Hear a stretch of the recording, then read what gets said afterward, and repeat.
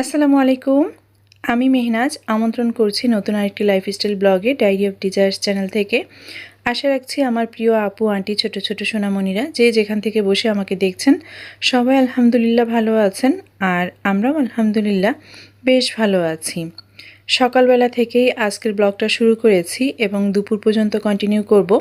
মূলত বাচ্চাদেরকে স্কুলে দেওয়ার পর থেকেই আমি আমার সংসারে যে কাজগুলো করি বা ব্যস্ত থাকি সেইগুলোই আজ আপনাদের মাঝে শেয়ার করার চেষ্টা করছি। আর তাছাড়া তো বেশ কিছুদিন হলো আমার সংসারের কাজকর্মগুলো আপনাদের মাঝে শেয়ার করা হয় না। তো গতদিন মুরগির মাংস রান্না করেছিলাম, সেটা নিয়ে নিলাম, সাথে রুটি দিয়ে খাচ্ছি। আর পাশে কিন্তু আমার আম ছিল, তো আমও খেয়েছি, রুটিও খেয়েছি। সব খাওয়া শেষ করে এখন নিজের জন্য একটুখানি চিনি ছাড়া লাল চা বানিয়ে নিয়েছি, খুব কড়া লিকার দিয়ে। কারণ আমার কাছে খুব হালকা লিকারের চা না খুব বেশি এনার্জি দেয় না শরীরে, এই কারণে আমি একটু কড়া লিকার দিয়ে চিনি ছাড়াই চাটা খেয়ে নিচ্ছি। তো এই খাওয়ার সময়টুকু আমি যতটুকু একটু মোবাইলে স্ক্রল করি যে আমার প্রয়োজনীয় কি লাগবে, বা আমি যদি কখনো কারো ব্লগ দেখি তো তখন হচ্ছে যে এই টাইমটুকুই আমি খাই আর ওই কাজটুকু করি। তো চলে আসলাম আমার বেডরুমে একদম সকালবেলা। বাচ্চাদেরকে ওদের বাবা স্কুলে দিয়ে সে হচ্ছে মর্নিং ওয়াকে বেরিয়েছে, আর এই সুযোগে আমি আমার যত কাজ আছে সংসারে সেগুলো করে নিচ্ছি। যত কাজ বলতে আসলে সংসারের বাসি কাজগুলো। আর আপনাদের ভাইকে বলেছিলাম বেশ কিছু বাজার করে নিয়ে আসতে, তো সে আসবে মূলত 8টা থেকে 8:30টার ভেতরে। এর ভেতরেই এখন বাজে 7:30টার মতো। তো 1 ঘন্টার ভেতরেই আমি আমার সংসারে কি কি কাজ করি সেগুলোই করে নিচ্ছি, আপনাদের মাঝেও শেয়ার করছি। যারা আমার সাথে আজকের এই ব্লগটি দেখছেন, কন্টিনিউ করছেন, আপনারা ছোট্ট একটি লাইক দিয়ে আমার এই পুরো ব্লগটি কন্টিনিউ করতে পারেন। আশা রাখছি আজকের ব্লগটিও আপনাদের কাছে বেশ কিছুটা ভালো লাগবে।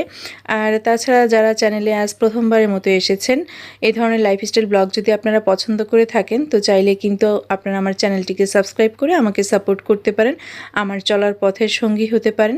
তো সেই ক্ষেত্রে পাশে থাকা বেল আইকনের অল অপশনটা সিলেক্ট করে দিতে হবে। নোটিফিকেশনে সবার আগে আপনার কাছে আমার ব্লগগুলি পৌঁছে যাবে, আপনি আপনার সুবিধা মতো সময় সেটা দেখে নিতে পারবেন। তো কয়েকদিন আগে না আমি ওয়াশিং মেশিনে আমার এই গায়ের কাঁথাগুলো ওয়াশ করতে দিয়েছিলাম, সাথে কিন্তু আমার এই যে বেডে যে আরও বড় 2টা বালিশ থাকে সেই পিলো কাভারগুলো দিয়েছিলাম। এখন তো প্রিন্টের নিয়েছি, তো কাঁথার পেছনে না একটু ম্যাজেন্টা কালার আছে, তো সেই কালারটা একটুখানি এই সাদা কাভার 2টাতে লেগে গিয়ে একটু পিঙ্ক পিঙ্ক আভা এসেছে, মানে গোলাপি গোলাপি লাগছে প্রিন্টগুলোকে, কিন্তু অ্যাকচুয়ালি কিন্তু ওইটা সাদা প্রিন্টের কাভার। তো এর ভিতর যে সংসারের কোনো কাজকর্ম আমি করিনি তা কিন্তু না, শুধুমাত্র ভিডিও আকারে আপনাদের মাঝে প্রেজেন্ট করা হয়নি। আর বাকি কিন্তু আমার সংসারের কাজ আমাকেই করে নিতে হয়েছে বা করে যেতে হয়েছে। তো এই তো কথা বলতে বলতে কিন্তু আমি বাসি বিছানাটাকে গুছিয়ে নিলাম খুব সুন্দর করে। আর আমি না নরম বালিশে শুতে খুব পছন্দ করি, আমি কোনো শক্ত বালিশে শুতে পাই না। তার কারণে দেখেন আপনাদের ভাইয়া যে শক্ত বালিশে শোয় বা ঘুমায়, ওর পাশের বালিশটা একটু আমি যখন ডেকোরেশন করি বা এভাবে রাখি তখন একটু নরম হয়ে পড়ে, তো 2টা বালিশ কিন্তু ম্যাচ করে না। তো যাই হোক, তো বিছানাটাকে গুছিয়ে নিলাম। আর এখন হচ্ছে যে আমার পাশে যে সাইড টেবিলটা থাকে, সাইড টেবিলটাতেও মূলত মানুষ কিছু ব্যক্তিগত প্রয়োজনেই রাখে, যে ইমার্জেন্সি কোনো ঔষধ, ঘড়ি বা একটা টেবিল ল্যাম্প থাকলো। আর আমি ইউজ করি দেখেন, এখানে আমরা যেহেতু আমার ফ্যামিলির সবাই নামাজ কালাম পড়ি, এখানে 4টা নামাজ থাকে, আমাদের মা মেয়ের দুজনের হিসাব 2টা থাকে। তো এভাবে করেই কিন্তু এখন গোছাতে হয়।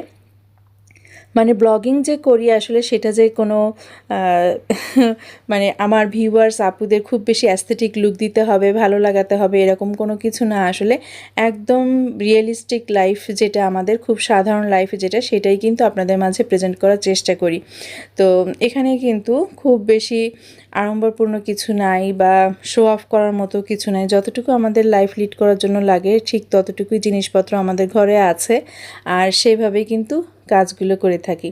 এপাশে যে আপনাদের ভাইয়া সকালবেলা বের হয়েছে, তার লুঙ্গি, গেঞ্জি, তার আরও 3/4 প্যান্ট, গামছা, এগুলো সব এলোমেলো হয়ে আছে। তো এগুলো আমি একটু গোছগাছ করে নিচ্ছি। আসলে না জীবনের ডিসিপ্লিন একটি বড় ব্যাপার, মানে এই ডিসিপ্লিন ওয়েতে যদি কখনো না চলি বা একটুখানি যদি ব্রেক করি, তখন কিন্তু একদম সব জায়গা থেকে ব্রেক হয়ে যায়। কি ছেলে মেয়েদের লেখাপড়া বলেন, কি আপনাদের ভাইয়ার ব্যবসা বাণিজ্য বলেন, বা কি আমার সাংসারিক কাজকর্ম গোছানো বলেন, মানে এই নিয়ম শৃঙ্খলা থেকে যদি আমি একটু ব্রেক করি, বের হয়ে আসি, তো একদম পুরা আমাদের যে পার্সোনাল লাইফটা সেটাই একদম ব্রেক হয়ে যায়। তো এখন চলে আসলাম আমি আমার ড্রয়িং রুমটাকে গুছিয়ে নিতে। তো ড্রয়িং রুমের সোফাগুলোতে কাপড় দিয়ে ঢেকে দিয়েছি শুধুমাত্র ধুলাবালির জন্য। যদিও বা এখন বর্ষাকাল বা প্রচুর বৃষ্টি হয়, তারপরেও কিন্তু এই ফার্নিচারগুলোতে বা অন্য যে শোপিস বা গাছ বা যা কিছু আছে আর্টিফিশিয়াল যে ফ্লাওয়ার, এত বেশি ধুলাবালি ময়লা পড়ে তা বলার না। এগুলো যতই ঝেড়ে নিই মুছে নিই, কিন্তু এগুলো পড়বেই। তো যতটুকু আমার গোছগাছ করার ছিল, এই যে আমি গুছিয়ে নিয়েছি মোটামুটিভাবে। আর টার্গেট নিয়েই কিন্তু ঘড়ির কাঁটা মেপে মেপে তারপর আমাকে কাজ করতে হয়। তো আমি কাজ করি আর একটু পরপরই কিন্তু ঘড়িতে চোখ বুলাই যে কখন 1:30 বাজে, কখন আবার আপনাদের ভাইয়া চলে আসে। কারণ ও আসলে তো আবার ওকে নাস্তা দেওয়া, এরপরে আবার যে বাজারগুলো আনে সেগুলো গুছিয়ে নেওয়া, তারপরে আবার পুরো সংসারটাকে গুছিয়ে রেখে নিজেকে রেডি হয়ে আবার বাচ্চাদেরকে পিক করতে স্কুলে যাওয়া। মানে প্রত্যেকটা কাজ ঘড়ি অনুযায়ী যদি না করি আমি, তাহলে পিছিয়ে যেতে হয়। সব কাজেই কেমন যেন মানে একটা পিছনে পড়া একটা ভাব চলে আসে। তো বাচ্চাদের রুমে চলে এসেছি আর বাচ্চাদেরকে মশারি দেই। বেশ কিছুদিন হলো আমিও মশারি ইউজ করতাম, কিন্তু এখন আর মশারিটা ইউজ করা হচ্ছে না। আপনাদের ভাইয়া পছন্দ করে না বিধায় আর দেওয়া হয় না। তো মশারিটাও কিন্তু আমি খুব সুন্দর করে কাঁথা যেভাবে ভাঁজ করি না, ওইভাবেই কিন্তু আমি 4টা কোণা মিলিয়ে তারপরে ভাঁজ করে আমি ওয়ার্ড্রোপে রেখে দিই। এখন হচ্ছে যে ওদের যে কাঁথা কম্বলগুলো যেগুলো আছে বিছানায়, সেগুলোকে ভাঁজ করে নিচ্ছি এক এক করে। বেশ কিছুদিন হলো আমি তো টাইম মতো ব্লগগুলো আপনাদের মাঝে আনতে পারছি না।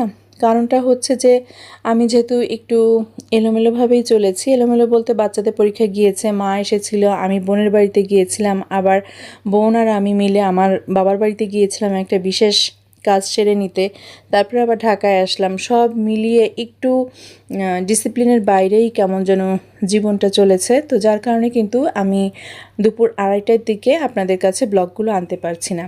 এই যে দেখেন, আজই কিন্তু ব্লগটা আপনাদের হাতে পৌঁছতে পৌঁছতে হয়তো বা সন্ধ্যা 7টাই হতে পারে।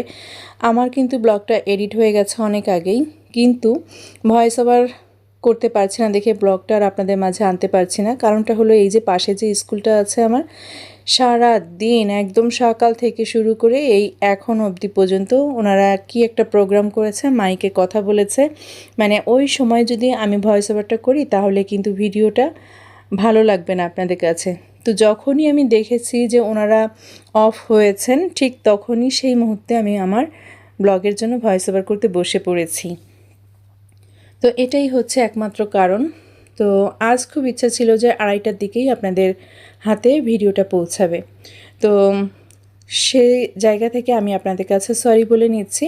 আর সবসময় চেষ্টা করি আসলে নিয়মিত হওয়ার জন্য, নিয়মিত কাজ করার জন্য। আপনারাও আমার জন্য দোয়া করবেন। আসলে জীবনের সমস্যার শেষ নাই। পরিকল্পনা করি এক, আর সব সময় দেখা যাচ্ছে যে হয় আর এক। এটা যে কেন এমনটা হয় জানি না। ব্যক্তিগত জীবনে বলেন আর সাংসারিক জীবনে বলেন, সব সময় কিন্তু এরকমটাই উল্টাপাল্টা হয়। তো এই তো এর ভেতরে আমি কাজ করতে করতে 1:30 বাজে আপনাদের ভাইয়া বেল দিয়েছে। যে বাজারগুলো আনতে বলেছিলাম সেই বাজারগুলোর ভেতরে ছিল আলু, রসুন, কাঁচা পেঁপে আর হচ্ছে শাপলা। শাপলা আসছে 4 আটি নিয়ে এসেছে। তো যাই হোক, বাজারগুলো ওখানে রেখে আবারও বাচ্চাদের রুমে ঢুকে পড়েছি। আর এখানে হচ্ছে 2টা বাচ্চা শোয়ার সময় 2টা ছোটো ছোটো পানির বোতল নিয়ে ঘুমায়, সেগুলো একটু এলোমেলো ছিল। এসির যে রিমোটটা সেটাও জায়গা মতো রাখলাম। আর এখন হচ্ছে যে এই আলনায় কিছু কাপড় জমে গেছে, এত বেশি কাপড় জমেছে এই কদিনে। তো চিন্তা করছি যে অফ ক্যামেরায় আলনাটাকে আমি পুরোপুরি সুন্দর করে গুছিয়ে নিব। প্রতিনিয়তই বাইরে যাওয়া হচ্ছে, বৃষ্টি হোক আর না হোক, প্রয়োজন কিন্তু কখনো থেমে থাকে না। প্রয়োজনে অপ্রয়োজনে যখন যে কাপড় লাগছে বের করছি, পরছি, বাইরে যাচ্ছি আর এনে এনে জমিয়ে রাখছি, এরকমটাই অবস্থা হয়েছিল কয়েকটা দিন। তো বাচ্চাদের রুমটাও মোটামুটিভাবে গুছিয়ে নিয়েছি। আজ আর ফার্নিচারগুলো আমি পরিষ্কার করে নিতে পারলাম না, অন্য একদিন করে নিব। তো এর ভিতরে অফ ক্যামেরায় আপনাদের ভাইয়াকে সকালবেলার খাবারটা দিলাম, নিজে তো আগেই খেয়ে শুরু করেছি সকালের কাজ। তো ওকে নাস্তাগুলো দিয়ে আমি রিক্সা নিয়ে ঝটপট বাসা থেকে বের হয়ে গেলাম আর চলে আসলাম আমার মেয়ের স্কুলে। একটু আগেও কিন্তু বৃষ্টি হয়েছে, আর বৃষ্টির সময় যে হেঁটে হেঁটে স্কুলে যাব সেটাও কিন্তু যাওয়া হয় না। আমার বাসা থেকে স্কুলটা কিন্তু হাঁটা রাস্তা ধরলে আমার জন্য 15 মিনিট। তো 15 মিনিট তো হাঁটা উচিতই একটা মানুষের প্রতিদিন। 15 মিনিট না, 45 মিনিট হাঁটা উচিত, সেখানে 15 মিনিট তো খুব কমই। তো বৃষ্টিতে যে হাঁটলে দেখা যায় কাদা পানিগুলো ছিটে ছিটে সালোয়ারে বা জামায় আসে, সে কারণে আমি রিক্সা নিয়ে নিয়েছি, আর সময়ও একটু কম ছিল। তো এখানে দেখেন আমার মেয়ে তার ফ্রেন্ডদের সাথে কি একটা খেলা খেলছে, আমি জানি না। এই খেলাটা কিন্তু আমরাও ছোটোবেলায় খেলেছি, আমরা বলতাম বরফ পানি, মানে স্ট্যাচু হয়ে যাওয়া, ওইটা হচ্ছে যে বরফ হয়ে গেছে, আইস হয়ে গেছে, কেউ এসে ছুঁয়ে দিলে সে পানি হয়ে যেত।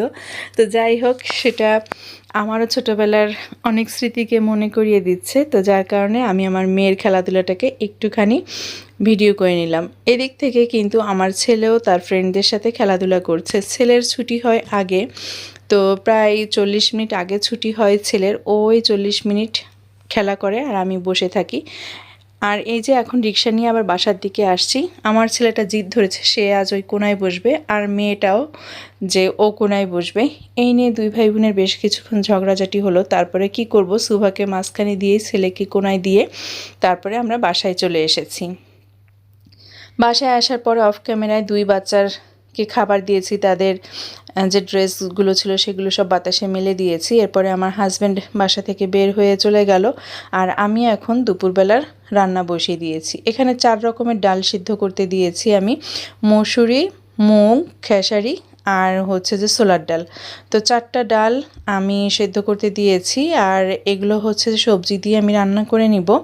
এমনভাবে রান্না করব যেন আপনাদের ভাইয়া তো কোনো কার্ব জাতীয় খাবার খাচ্ছে না বেশ কিছুদিন হলো, যাতে করে ও বাটি ভরে ভরে এই সবজিটা শুধু অনায়াসে খেতে পারে। অল্প তেলে আমি সবজিটাকে রান্না করে নিব। কই মাছ ভিজিয়েছি, সাথে কিন্তু টাকি মাছ ছিল। আর যে শাপলাগুলো দেখেছিলেন সকালবেলা এনেছে, সেগুলো আপা বেছে দিয়ে গেছে, আমার হেল্পিং হ্যান্ড আপা।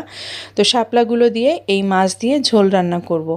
সাথে 2-3টা শুকনা মরিচও আমি দিয়ে দিয়েছি, কেন জানি মনে হচ্ছে যে শুকনা মরিচের ফ্লেভার হলে ভালো লাগবে। তবে পাটায় বাটা একটু মশলা হলে না এই ঝোলটা খেতে অনেক বেশি মজা হয়। আমার যে পাটাটা আছে সেটা বড় পাটা, ওটা সবসময় নাড়ানো সম্ভব হয় না আমার পক্ষে। তো চিন্তা করছি যে একটা ছোট পাটা কিনেই নেব, একদম অল্প পরিমাণে হাতে বেটে মশলা করার জন্য।